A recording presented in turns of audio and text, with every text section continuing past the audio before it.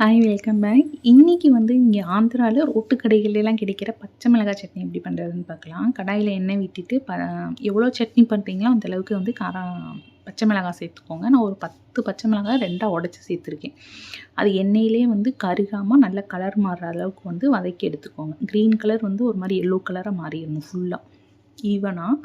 அப்புறம் அதை எடுத்து வச்சுட்டு ஒரு வெங்காயம், ஒரு 2 சின்ன தக்காளி வந்து சேர்த்து அது கொஞ்சம் நல்லா வதங்கட்டும்.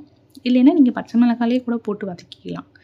வெங்காயம், தக்காளி நல்லா வதங்கினதும் கொஞ்சமாக வந்து கறிவேப்பிலை சேர்த்துக்குங்க. டேஸ்ட் ரொம்ப நல்லாயிருக்கும். கறிவேப்பிலை சேர்த்துக்கிட்டிங்கன்னா உப்பு வந்து சேர்த்துக்கோங்க வெங்காயம், தக்காளி வதங்குறதுக்காக. இது ஒரு பாதி அளவுக்கு வதங்கினதும் வந்து ஒரு கைப்பிடி அளவுக்கு வந்து ஒரு கைப்பிடின்னா ஃபுல்லாக இல்லை, கொஞ்சமாக வந்து கறிவேப்பிலை வந்து சேர்த்துக்கோங்க. ஒரு 1/4 ஸ்பூன் அளவுக்கு வந்து ஜீரகம் வந்து சேர்த்துக்கோங்க. அந்த ஃப்ளேவர் வந்து ஜீரகத்தோட ஃப்ளேவர் வந்து ரொம்ப நல்லாயிருக்கும். அது வந்து சேர்த்துக்கோங்க.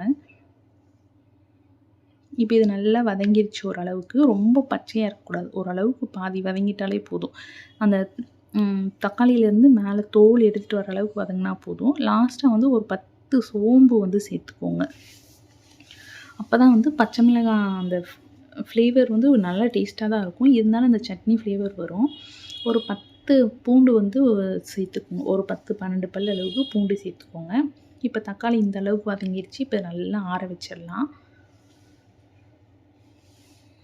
இப்போ பச்சை மிளகாயும் சேர்த்து நல்லா ஆற வச்சு மிக்ஸி ஜாரில் மாற்றிட்டு ஒரு 2 கைப்பிடி அளவுக்கு பொட்டுக்கடலை சேர்த்துக்கோங்க.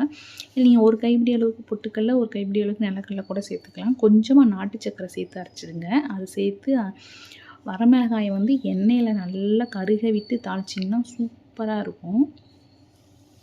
இது நல்ல ஒரு மாதிரி நல்லா காரமாக ஒரு மாதிரி சூப்பராக இருக்கும் அந்த ஃப்ளேவரு. கண்டிப்பாக ட்ரை பண்ணிவிட்டு எப்படி இருந்துச்சுன்னு சொல்லுங்கள். தேங்க்ஸ் ஃபார் வாட்சிங்.